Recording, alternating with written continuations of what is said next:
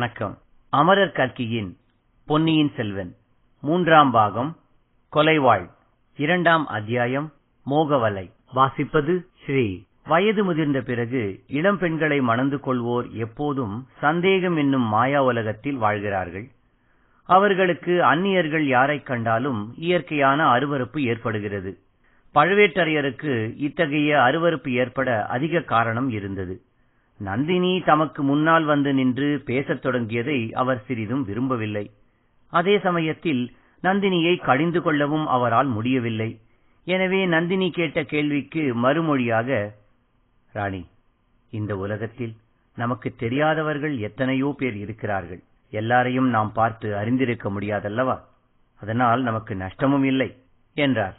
இதைக் கேட்ட பார்த்திவேந்திரன், ஐயா, சோழ நாட்டின் பொக்கிஷ மன்னரின் பட்ட மகிழ்ச்சிக்கு என்னை தெரியாததினால் நஷ்டம் ஒன்றுமில்லை. நஷ்டம் எனக்குத்தான். ஆகையால் என்னை நானே தெரிவித்துக் கொள்கிறேன். அம்மணி, என்னை பார்த்திவேந்திர பல்லவன் என்று அழைப்பார்கள் என்று சொன்னான். ஓ, அப்படியா? தங்கள் பெயரை நான் கேள்விப்பட்டிருக்கிறேன் என்றாள் நந்தினி. பார்த்திவேந்திரா, ஏன் விருதுகளை விட்டுவிட்டு பெயரை மட்டும் சொல்லிக் கொண்டாய்? இவ்வளவு தன்னடக்கமும் பணிவும் எப்போது ஏற்பட்டன? நந்தினி, இவன் வெறும் பார்த்திவேந்திரன் அல்ல, வேங்கியும் கலிங்கமும் வென்று வீரபாண்டியன் தலை கொண்ட பார்த்திவேந்திர பல்லவன் என்று பழுவேட்டரையர் பரிகாசக் குரலில் கூறினார். நந்தினியின் முகம் ஒரு கண நேரம் புயல் குமுறும் வானத்தைப் போல் இருண்டது.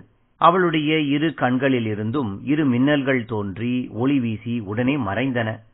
அடுத்த கணம் அவள் கலகலவென்று சிரித்தாள். ஐயா, வீரபாண்டியன் தலை கொண்ட பெருமையான பட்டத்தை எத்தனையோ பேர் சூட்டிக் கொள்கிறார்கள். அதற்கு ஏதேனும் கணக்கு உண்டா என்று கேட்டாள்.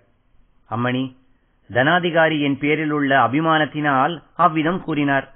உண்மையில் அந்த விருதுக்கு நான் உரியவன் அல்ல. வீரபாண்டியன் தலை கொண்ட பெருமை ஆதித்த கரிகாலர் ஒருவருக்கே உரியது. அது ஏனப்பா அவ்விதம் சொல்கிறாய்?